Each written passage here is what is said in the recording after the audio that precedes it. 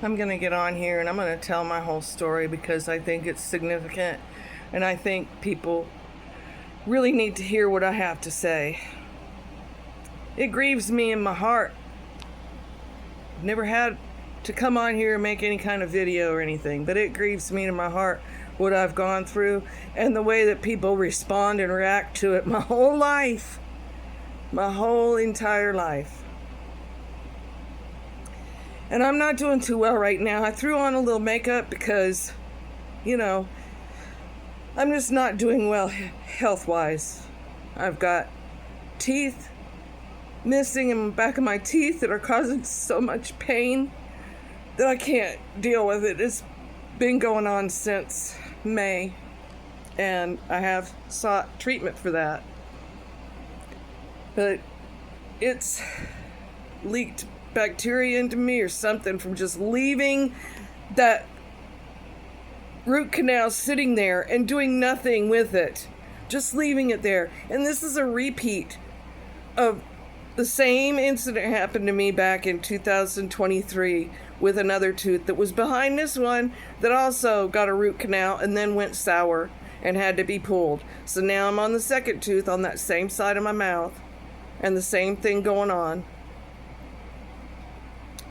And it grieves me to my soul. Everything that I've been through with this VA has just drained me, drained my life, robbed me of my life, and whatever else, They put me on a bunch of medications that I never even needed to be on.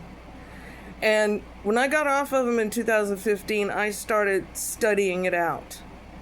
And I don't talk very well right now. It's very difficult for me to get this out because I had a stroke in 2023 when the doctor put me on Suboxone for no reason. Should never have happened. Really should never have happened because I'm allergic to morphine and Dilaudid, life-threatening allergies. I was in the hospital in 2015 when they gave me morphine.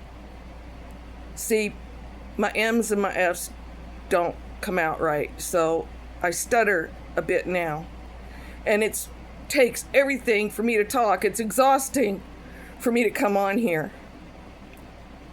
So I'm putting my heart out here to everybody because all of this stuff is abusive. It's medical neglect and everything else that didn't need to happen to me. He put me on that Suboxone, and I asked the nurse, why is he prescribing me this? Because this guy had me convinced that he was going into his office and praying to the Almighty and getting consult from the Almighty. And I really believed him because I have some unique beliefs, very specific. And they're not really mainstream Christianity's type beliefs. But I truly stand on them. I think they're truth. And he's one that I thought he did that too, because he'd have me in there and we were sitting and talking for an hour, sometimes more, about this stuff, about religion. Not about my health care or whatever, but about religion. And then he'd go and pray and then he'd give me a prescription. Well, he said, the nurse said, he's prescribing that to you because it's an opioid that won't get you high and won't cause addiction. So I'm like, okay, well, let's try that then, I guess. I didn't know. I was having dystonic reaction. My muscles were clenching up. I was throwing up. I was hyperthermic. My face was beet red. And I was having a whole bunch of symptoms that I didn't know what was going on. My gut was torn up, all kinds of stuff. So that was his conclusion. And then after I had the stroke and I went back to him, he had the nerve to tell my daughter-in-law that he put me on that because I was on some unknown substance. Well, even if he thought that, wouldn't you think he would have done a blood test? Because even in the description of Suboxone, you're supposed to do a blood test before you give that to a person. I didn't know all this. I just believed in my doctor. I just have believed my doctors all this whole 20 plus years that they were doing what was right for me. Every single handout I had, said at the top of it that my doctors had weighed all the risks and deemed this necessary for my care. So I just went along with it. But they told me, go get the Suboxone, go rush down to the pharmacy, get the Suboxone, and bring it back because we've got to administer this to you. And so I ran down there, rushed to the Winn-Dixie, and they didn't have it. So I was frustrated, and then the doctor's office called me and said they had rerouted the prescription to Publix. So I went there, no consultation or anything. I didn't think it was any big damn deal. Nobody gave me a consultation. How am I supposed to know that it's some freaking, serious medication? Anyway, nobody gave me a consultation on it. Nobody asked me diddly anything of my allergies or whatever.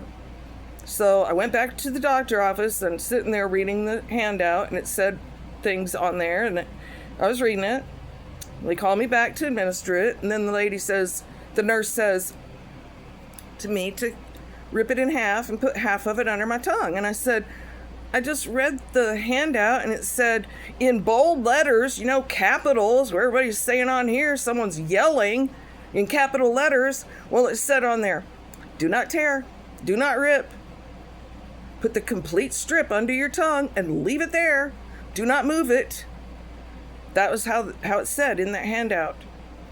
And she says, well, that's okay, because it just means a lesser dose. So you could go ahead and do that.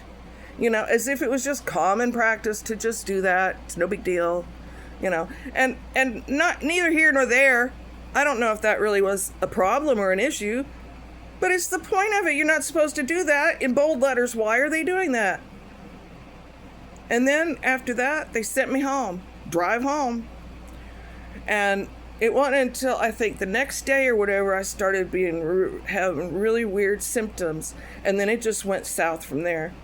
I ended up in the hospital, blood pressure skyrocketing through the roof. I went to the hospital like 3 times, twice to Baldwin, once to over in Pensacola where they do the stroke unit, and anyway, then back here again. And into the hospital here on, I think it was the 13th or something of July. And then they wanted to kick me out. My blood pressure was 186 over 116 or something. And I'm like, no, nothing's been dealt with here. My voice was all slurred. I didn't sound good. And they're wanting to discharge me? I'm like, no, this ain't right. This is stroke area. Blood pressure. And I remember being in that same hospital with blood pressure of 145 over 145 over 190, and they wouldn't let me go. They would not release me. In the ER said that my blood pressure needed to come down, and they were doing, giving me clonidine to get my blood pressure down that time. So none of it makes any sense to me. And the way that they treated me was disgusting in that hospital, telling me, I needed to go or whatever. The thing is, what's happening to me is serotonin syndrome. It's long-term serotonin syndrome, and it's been going on a long time. And I get hyperthermic. I don't get fevers anymore. So I don't have any markers of how to indicate when my body's in crisis. And my body's in crisis right now. I had some yellow-white floating balls in my stool yesterday after now taking an antibiotic that the dentist gave me because my tooth's gone. It needs to be pulled. It should have been pulled months ago. I've been dealing with this since May, and I'm exhausted and I'm tired. And this VA has done nothing but bad to me, just bad. From the get. I mean, when I first went to them, it was like 1997, and I was having a heart problem, like fluttering, and felt like my blood pressure was not right. So I went there to the emergency room. They said I had high blood pressure. Well, now, I've only studied this out after I got off all these medicines, but what they should have done then is realize that I had just had a hysterectomy not long before that, and my hormones were all fluttered out and causing that to my blood pressure, hormones affect your blood pressure like that. And so instead, they put me on a diuretic and blood pressure medicine, and I probably didn't need it. And from there, my back started hurting. And so then they started prescribing me naproxen, and then tramadol, and then on to Lortabs. And they kept adding more and more medications, one on top of another, and, increasing the dosages and whatever, until 2007 actually, I started having this excruciating pain, tormenting, like the worst Charlie horse you've ever felt, in my legs. And then nerve pain, and just, it's excruciating. I can't even describe it to you, all right? And I went to them, and they did a nerve conduction, said I had peripheral neuropathy and small fiber neuropathy. And they put me on gabapentin, a seizure medicine. And turns out I'm not tolerant of it. But back to this thing with the Suboxone and him thinking I was on some unknown substance. Well, I was having a reaction to hydroxyzine. The doctor that prescribed me that was in another clinic, and I was just trying so hard to find a doctor to be comfortable with, that I could trust. So I felt like I could trust her at first, and then she put me on that hydroxyzine and said to me point blank, it is an harmless antihistamine. And I said, is there any relation to compazine with it? Because I'm allergic to compazine. And she said, no, just because it's spelled similar, there's nothing wrong. It's totally harmless. You're fine. It's just an antihistamine. That was like in 2020. And I was taking that, or 2021 maybe, I'm not sure. Anyway, I was taking that, and it was destroying me. And I didn't know. I was fogged out of my head, wondering what in the heck is wrong with me. Can't even think straight. And it segued right into him putting me on that Suboxone, because I explained all these symptoms to him, and he couldn't deduce a symptom from a side effect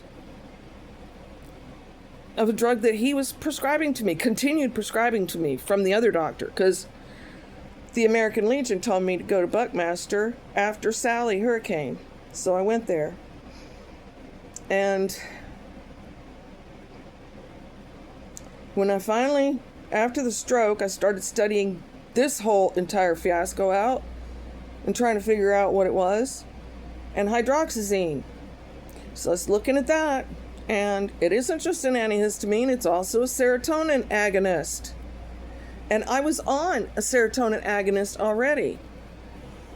So duplicating and multiplying serotonin agonists causes serotonin syndrome, and is very, very dangerous, life-threatening can be. So that's what I was experiencing, vomiting almost every day. I'd get totally hypothermic, hot. My face would be just beet red, and I better find a trash can because I was gonna throw up. You can ask my son, living with my son, so he can attest to a lot of this, of what the torment in hell I've been through with all of it, okay? And anyway, Dr. Buckmaster did not deduce that, and instead puts me on the Suboxone without any tests, to determine, this unknown substance that he's saying I was on. No tests, nothing. Just put me on that. And I had a stroke. So that's where I'm at. And now I've got just some very complicated medical issues going on. My teeth, everything.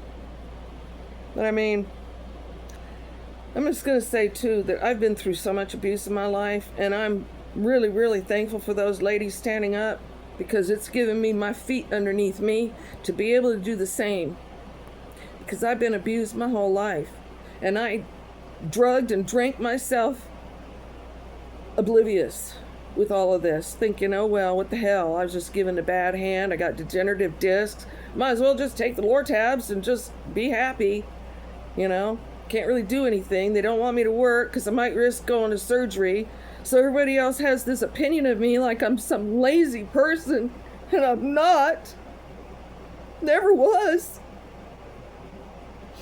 I'd do anything for you, I sure would. Some of you have even gone to your house and cleaned it.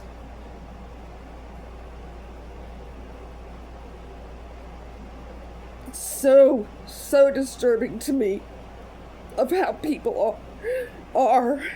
And I'm not hiding my emotions on it anymore. My stepdad hurt me bad. And I was a little girl. And I'm going to stand up for the little girl right now. Bertram Stephen Ashley Brooks, Catholic, St. Patrick's member. In 1978 and beyond, really, because it started about when I was 8 years old and went on until I was 12. But I didn't regard him spanking me in the back bedroom as abuse. I thought I was a bad girl and needed spanked and needed to learn a lesson. While he's standing there telling me to pull my pants and pull my underwear down. And I'm begging, Daddy, no, please, I don't want to do that. And I'd have to incur this spank on my bare bottom that no little 8-year-old girl should ever have to endure like that. That's so humiliating. It's humiliating for me to even come on here and say it, but it's disgusting what he was doing to me. And I really believe that he was creeping into my bedroom too. And this memory is just now surfacing because I remember a time right after my grandfather died in like 1971 or something. And I looked over and it was night, and I looked over in the bedroom and there was a face over there or something, and I couldn't understand what it was. I thought maybe it was my dolls or, my stuffed animals, and then it moved. And I'm like, what the hell is that? And I was so scared. I was like 9 by then. And I just turned to the wall and covered my head. And then I felt a hand on me. And I don't know past then what happened. I don't know. I just blacked out. Went to sleep, something. I don't know. But it really bothers me to this day because I remember thinking of that incident and thinking it must have been a ghost. It must have been the ghost of my grandpa coming in my room. Well, there are no ghosts, Get a life. I mean, yeah, we might have little odd, weird experiences sometimes, but that wasn't a weird experience. That was my stepdad creeping into my bedroom. And I've carried all of this, okay?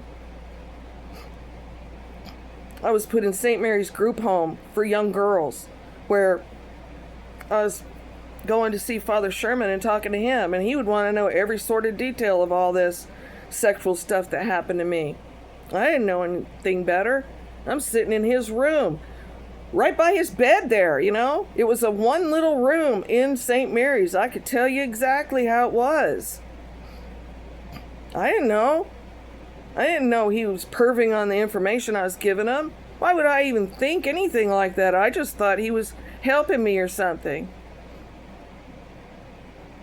And Father Robichaud at McGill-Tulane, always bending over my desk and touching my bra strap and everything. These are some of the things that just stick out for me, but it's endless. It really is endless when you're a woman and people are perving on you all the time. You don't feel like anything is safe. Honest to goodness. And I don't hate men. I'm not misandry, freaking hate men or anything. I hate perverts. They shouldn't be doing this to girls, and I'll stand up for it because I'm standing up for the little girl in me that never got a voice, never got to say anything. I was just supposed to be quiet, sit there, Don't be contentious. Don't talk back to your elders. Don't say anything like that. Have some respect. Shut your mouth. Whatever, Never was told that I could say anything about it, you know? And by the time I was 17, and my stepdad, and I had to go back to their house and live with them during 12th grade, and they told me on graduation night, you're out of here. So that's what happened. Graduation night, I was out of there with the guy I was dating. And if anybody knows, they'd know who that was. But, you know, I was 17 at the time, and he was 23. You know, not that that's any big difference or big deal, but, you know, he hit me with an electric extension cord because I wouldn't turn the Playboy magazine picture pages for him. I mean, it's just endless, you know. I mean, went into the Army and then was raped by one officer candidate. And, you know, I mean, just, I don't even know how to cope with all of that, you know? And I don't hate anybody, you know? I don't even hate the rapist or my stepdad. I'm exposing the actions that they did. If they ever wanted to apologize and be remorseful and come forward and say something, you know, healing happens, but it has to be brought to the light. Just like these ladies yesterday or day before, whatever, bringing their truth to light. It doesn't go away. Okay? It doesn't go away. And I don't know. My last husband, we went to Alaska, and he was choking me, straddled over me, choking me, and shot himself in the foot. Drunk as Cooter Brown, you know. And he told everybody I did it. I didn't do it. I can show you the pictures of his foot. No way I could have even conceived to do it. I wouldn't have never shot anybody. I would never even think of that ever in my life. I'm a love life person. I love everybody. I think everybody deserves a chance. Even Hitler or, you know, Mussolini or, you know, the Unibar, any of them deserve a chance to be remorseful and forgiven. Even the thief on the cross looked at Christ, and whatever he did, I don't know what he did, but Christ forgave him, and so do I. I ultimately, that's all I want, is just healing from all of it. You know, but that hasn't happened. They just shove you on drugs and think that's okay. No, it just makes it look like there's unicorns dancing around and, you know, party, happy, everybody's happy, yeah. It's not dealing with anything. It's not bringing it out and letting it heal. I mean, really has some accountability to other people that have done the damage and hurt me terribly. It doesn't fix it, you know.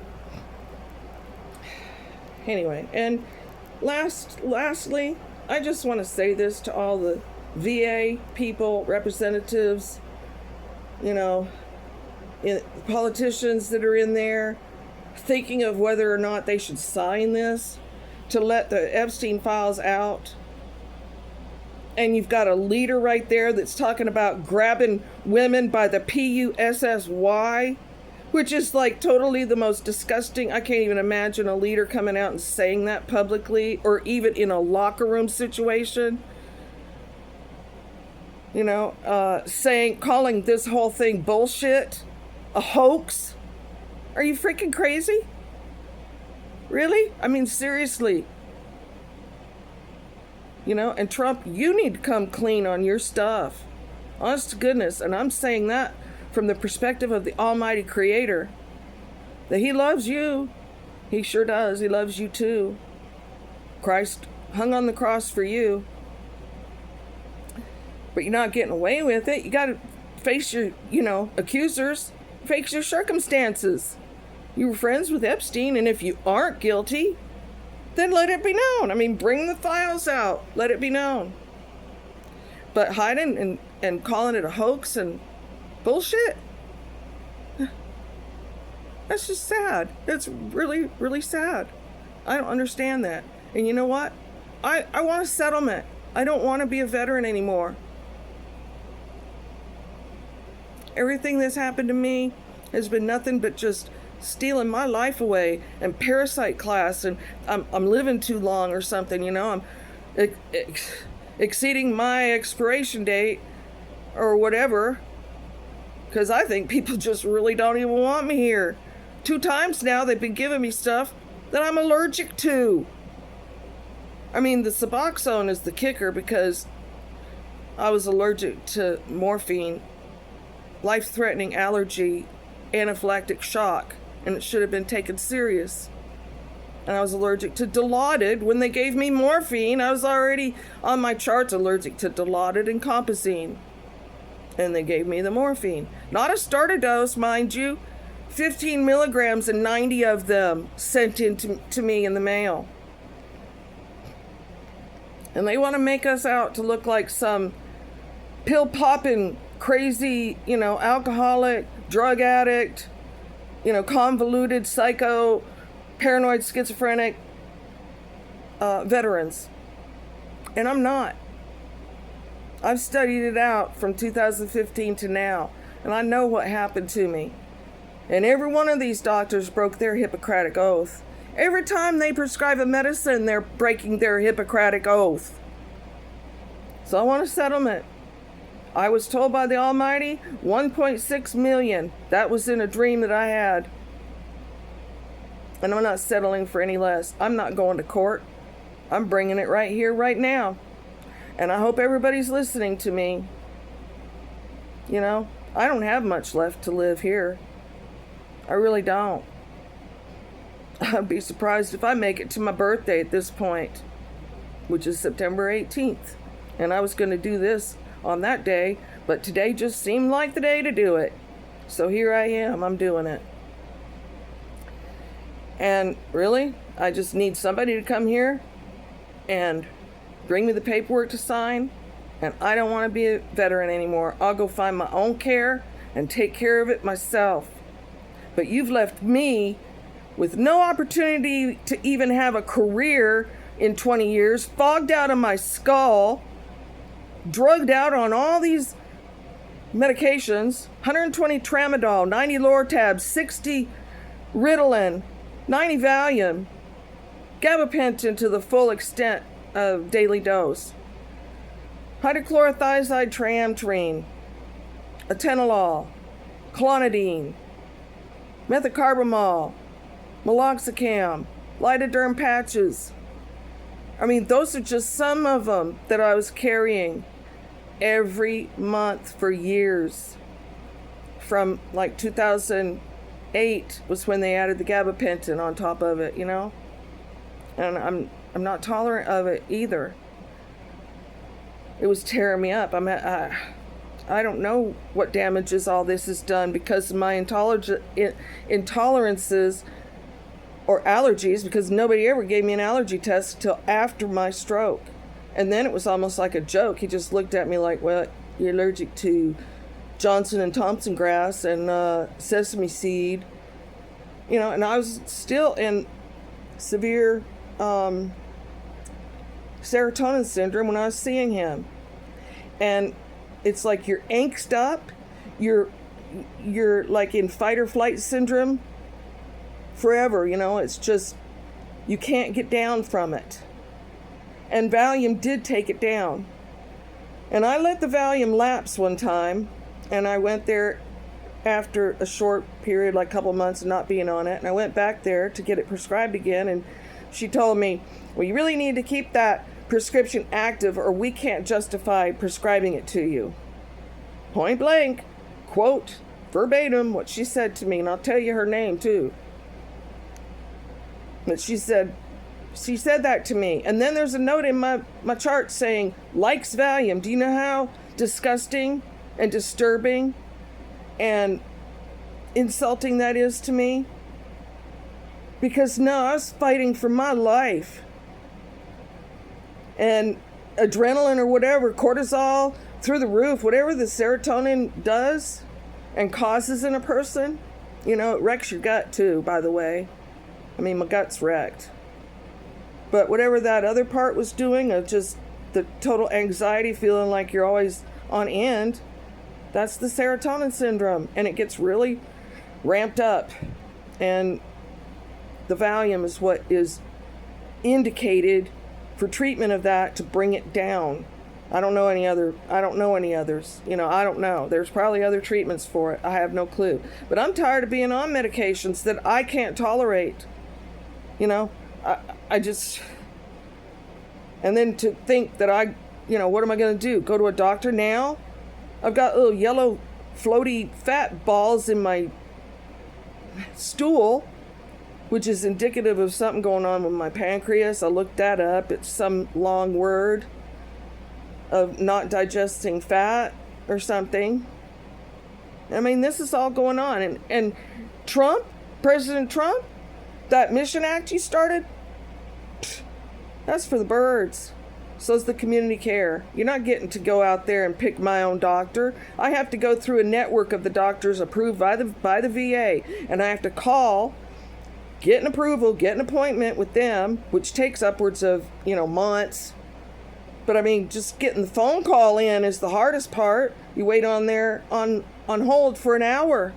And then there were times, and I've got it recorded in notebook here, where there were times when I was fighting through this back then,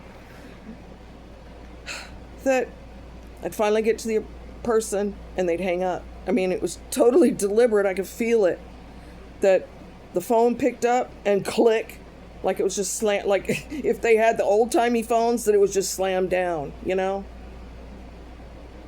And I don't know, it's just endless. So this is your one chance, President Trump, and whoever representatives and, VA and stuff like that, to make this right with me. Because it's unfixable at this point to me. I just want to be let loose. I don't want to be considered a veteran anymore. And you know what? I was the most patriotic person you'd ever want to meet, and I still am. I believe in America and this country and the people that are in here that are good, not perverts, and hiding shit, and trying to amass some fortune in the meantime while other people are just starving. You allow 500 tons of food to rot, to just sat there for months and let it expire. I don't even get it. I don't even understand how people do that. Just, it's man-made famine now over there.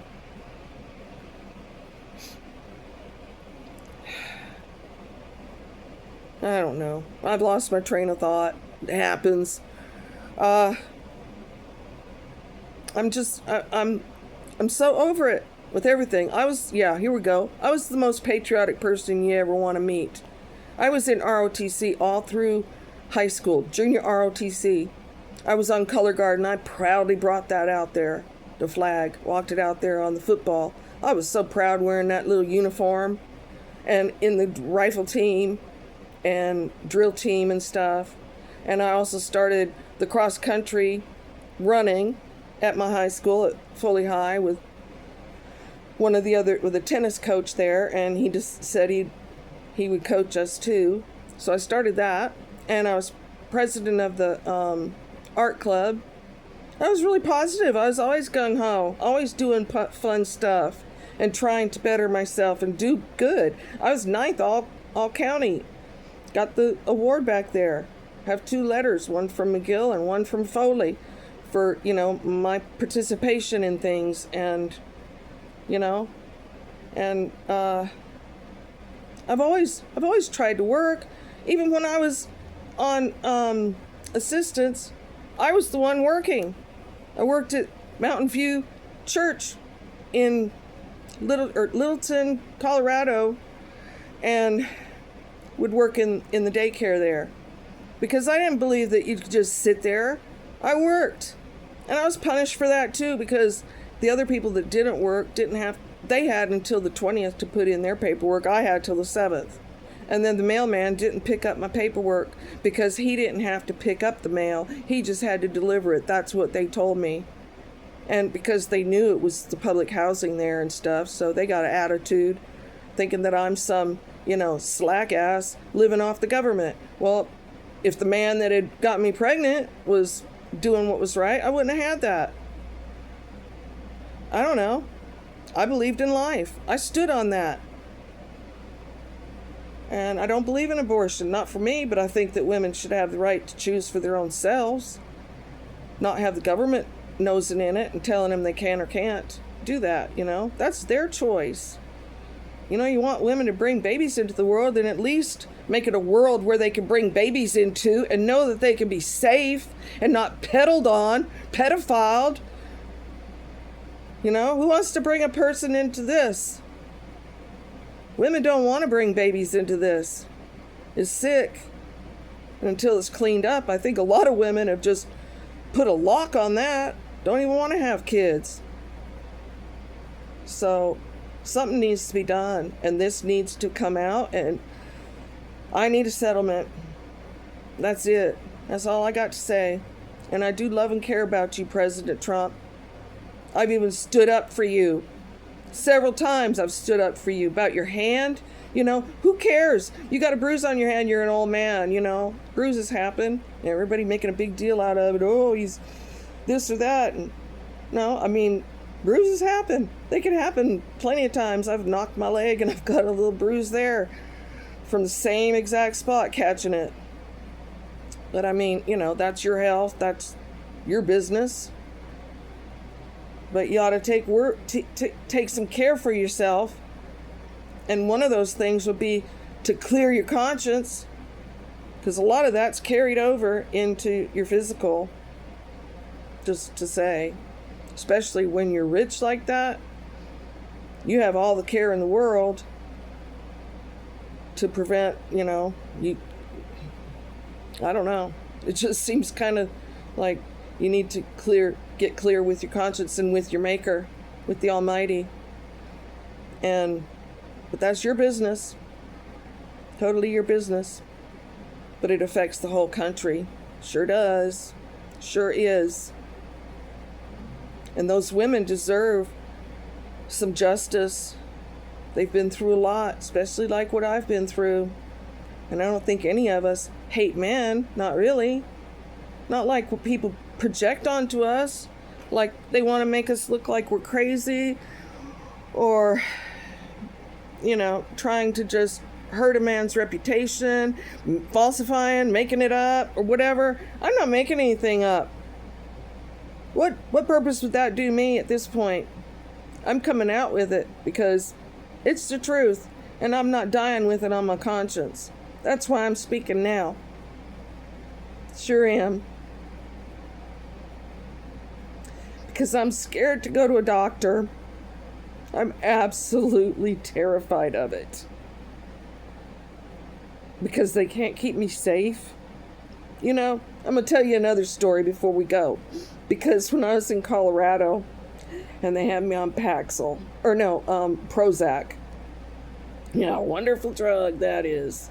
Had me on Prozac, and, you know, I was having an anxiety attack and upset, and so I went to the emergency room, and I'm really believing now that it was probably inducing from that medication itself. But anyway, a side effect, you know. So I went to the emergency room, and I told them, and it was this guy, and he was so arrogant and in himself, you know, totally misogynistic. You could tell, like he didn't want to hear me or what my problem was. And I said, just get me a female, please. I don't care if it's a janitor at this point. I just need to talk to a female. I don't want to talk to a male. And so he's like, all right. He leaves the room and closes the sliding glass door. And I heard him and some others out there laughing about it. Like, I don't know what the hell to do with her. You know? Well, you know, some psycho, you know, nutcase, veteran, of course. And it was just totally demeaning. It added hurt on top of hurt when I was sitting in there crying. And I went livid, and I ripped up a phone book and a blind and a pillow. And then I laid back down on the couch. Like, you know, after I got that little tantrum out, I was a little better. But, you know, it's the compulsive behaviors like that come from those medications. They cause it. It's side effects of it, you know? That's why I don't like any of it anymore. I don't want to be put on it. I'll just deal with what I got to deal with and face it head on. But anyway, while I'm laying there, and I'd almost dozed off. It had been a long time, like over an hour that I was sitting there. And they came in the room, 2 or 3 big guys, and grabbed me and brought me to another area in the hospital, an emergency room, and put me on a gurney, whatever, the emergency table there, and locked me down in 4 points, restraints. Said I was a danger to myself and everything, and I wasn't. I just was a danger to a pillow, a blind, and a phone book. But I did cause those damages, and I went to jail, and I had to pay for that. Since you're dishing out pardons, maybe you could throw me one for that incident and a few others that are on my record because of these medications that these doctors that you and this government endorse to give out this stuff, heroin, making addicts out of people for 20 years. But anyway, while I was in 4 points restraints, laying there, I was able to take my necklace off and shove it into the electric outlet there. Burnt myself. Fried the electricity in the part of the wing of the emergency room. And they were saying, you need to get this crazy person out of here, And yeah, I was pretty damn crazy at that time. Yipper. Yeah, I can attest to that. I'll definitely admit it. Because, yeah, that's what that stuff does. But if they're trying to keep me safe, why am I sitting there next to an electric outlet with a necklace on? It's stuff like that doesn't make any sense, And so I'm laying there in 4 points and still screaming and crying that I shouldn't have been in 4 points restraints at all because I wasn't a harm to myself. I was just misunderstood and needed to talk to a female. Sure did. But that wasn't happening then, was it? And, of course, they called the police, and the police came. But in the meantime, I had to go to the bathroom. And that nurse came in there, and she was jerking my pants down off of me. And it's an open emergency room. People walking by and everything, And I, being a sex abuse survivor, you think that's not just a bit freaking rude to pull down my pants like that and just jerk me around? And I said, don't you dare pull my pants down. Don't. If you can't give me the courtesy of getting me up and taking me to the bathroom, then leave me be. Yeah, and she's like, yeah, I don't care. Just piss your pants. Loveliness, right? Lovely abuse. Well, they were tired of me because, I put out the electricity with my necklace. But, that wasn't my problem. Not really. That was the problem of that medication and what it was doing to me. But it's stuff like that give veterans a bad name, like we're the crazy ones. And no, I'm not. I've been off medications now, started in 2015, and I was doing a pretty good job of it, but still thought I needed some help with the blood pressure, and so I was still trying to actively get along with a doctor that could help me. And, on into Buckmaster in 2023. And now I have not been to a doctor since 2023, except this May, 4 months ago, with this tooth, and it was infected. And now I'm dealing with that and a whole lot more because that infection has spread. My kidneys hurt. I think my pancreas is hurt. If I've got fatty balls in my stool, I can post pictures of it or whatever, But I'm scared to go to the doctor. I'm petrified. I'm so exhausted. I've got a wig on and some makeup now to make me look a little presentable to be sitting here. I'm exhausted. I'm exhausted from all of this. And I deserved a whole fucking lot better from this government. Because I would have done anything for this country, even died for this country. I was the most G.I. Jane type of person you'd ever met. I was the first woman that went through air assault training at Fort Rucker, Alabama in 1984, when they first DA approved it there. okay?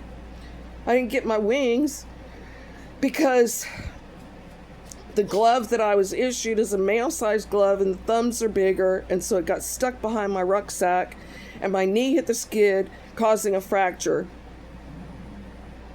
I did a 12K road march with a fractured hip and finished it.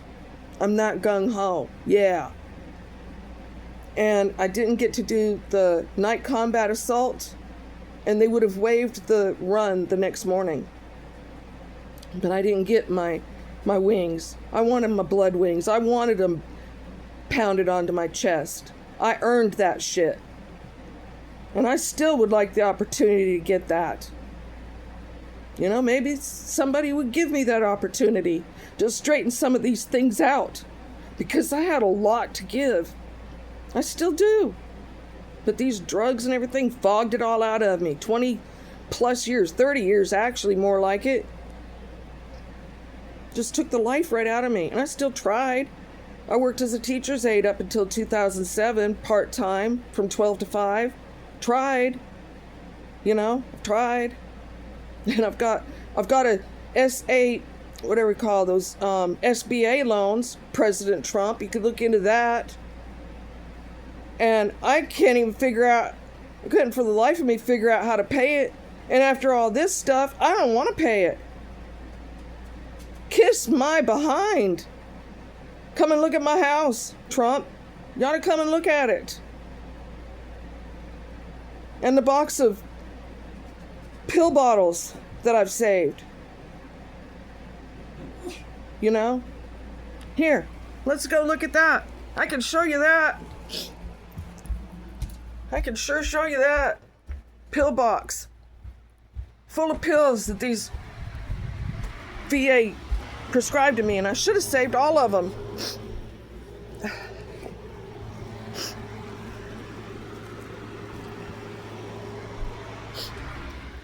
I don't know where I put it.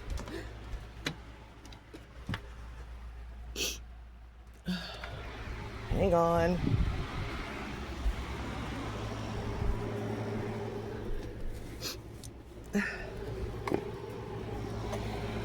Oh, I know. It's under my bed. Hang on. Things I have to go through just to prove a point, you know?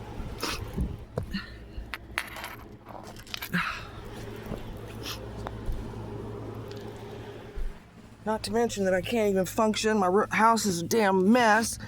You know, pretty embarrassed to even have to go through all this.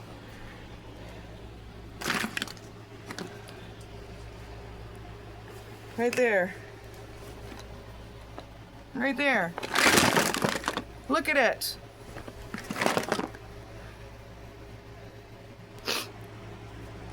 That's a boot box, by the way, not a shoe box. I started to collect all these and save them because I didn't think they were doing right.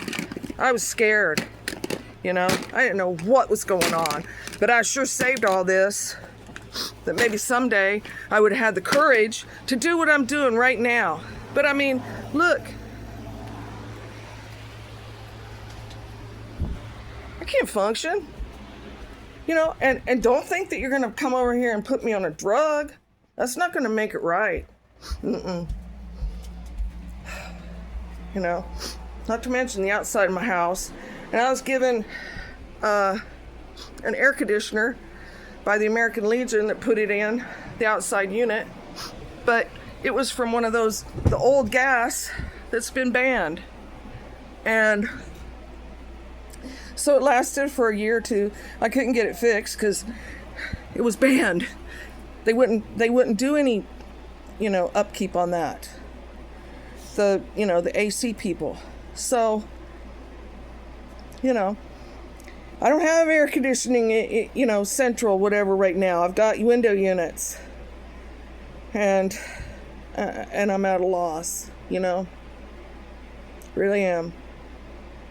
Every one of the men that's abused me has been Republican and Christian. And you don't think that hurts because these are the people that I really counted on and trusted and believed in, you know? Where's my justice? It's coming, because the Almighty is on my side, and I know that every enemy against me is going to be a footstool underneath my feet. And I stand firm on the promises of the Almighty. No weapon formed against me shall prosper. And I'm standing firm on His truth, that He will heal me, and He will make this stuff right. I guarantee you He will, regardless of what you do, President Trump, in addressing this, because I hope it does get to your desk. I sure hope it does, because it should. And it should make it clear to every representative out there, that some stuff needs to be done in the veterans' health care, especially for women. I've got a CPAP machine now, too, by the way, that nobody's ever even taken any accountability for. It was prescribed to me, I don't know, back around 2014 or maybe before, I don't know. But anyways, I've had it for years. And they had to recall one, so I got another machine, because the one was recalled for some cancer concerns. So I got this other CPAP machine, and I've never had it titrated. Nobody's ever checked the air pressures on it, which should be checked, with a doctor monitoring it. And I should be getting some replacement parts. Never have, really. I did get them at first. But then, after 2015, they just didn't even want to help me. It was like, no, we don't do any, we don't give replacements anymore for the CPAP machines. I'm like, what? And trying to talk to somebody, like, who's the CPAP doctor? I don't know who they're called or whatever. And they'd give me a number that just rang and rang and rang. There was nobody there. And I'd say, well, isn't there a CPAP doctor here at the Pensacola VA clinic? And they're like, no, I don't know any of that. And the one that I saw there, she was so good and nice. She says, yes, this is your CPAP machine. This is how you use it. Here, would you like this mask or that mask? And she gave me choices. And she sat and walked me through it all and how to use and everything. And you'll get a report every 3 months to see how you're doing, and for us to check on the levels and the pressure, titration, whatever. That's how she talked to me. And I never heard diddly boo after that. It was almost like once I started getting vocal and complaining, they just segued me out of there. But I can't imagine somebody prescribing that many medications and thinking that it's okay. And they all ought to be canned. I don't know. I know that she's still over there. They told me she was retired, but, I'm an idiot. I could look it up on the, freaking Google it, search, and she's still practicing. So she didn't retire, So I'm wondering, where is all the justice in this? Because I mean, really seriously, I tried to talk to the Alabama Board of Licensing, but I've been so fogged out of my head for the last 2 years, just scrambling to even try and survive every day, kind of thing. Like I have good days and I have bad days, but I don't function right. I can't focus. I can't think straight. I can't put things together anymore like I used to. And all of that stuff's sitting in my car.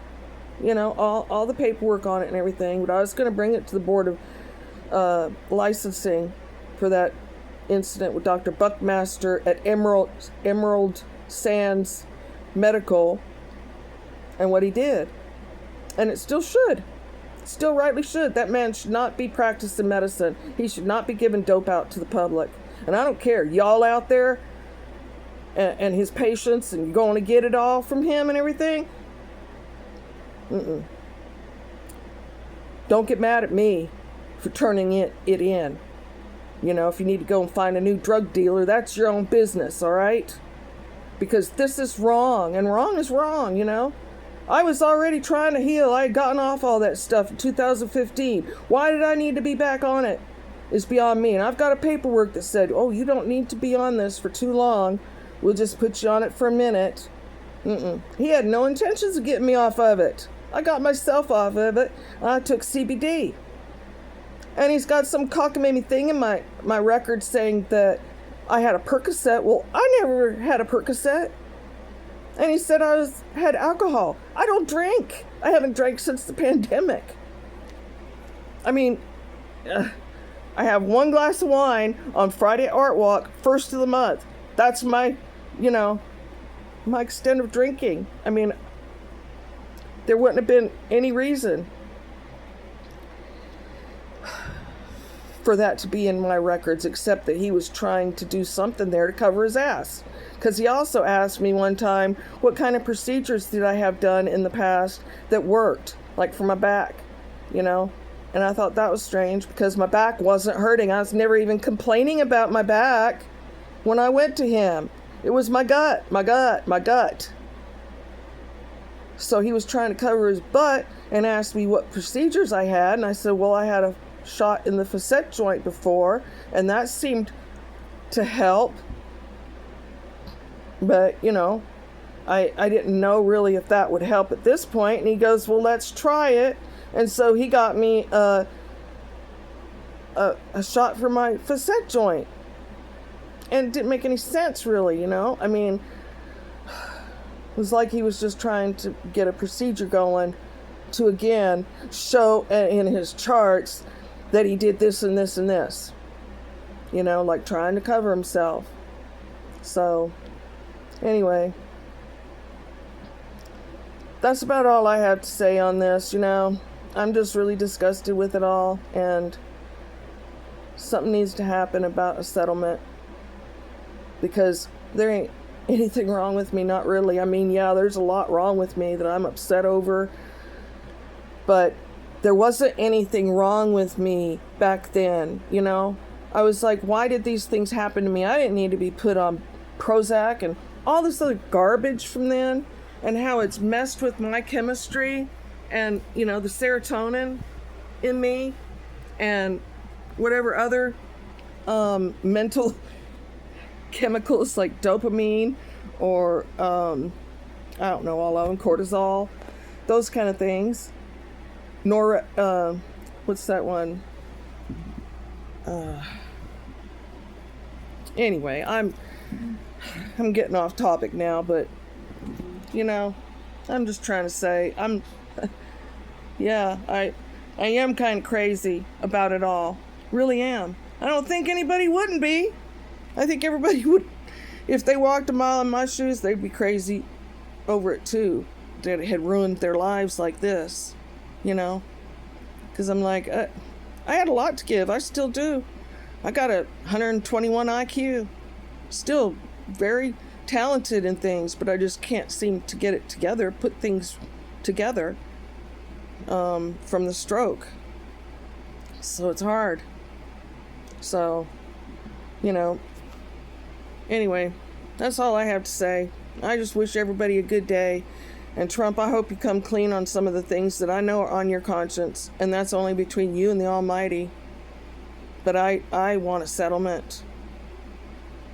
Thank you for your attention to this matter.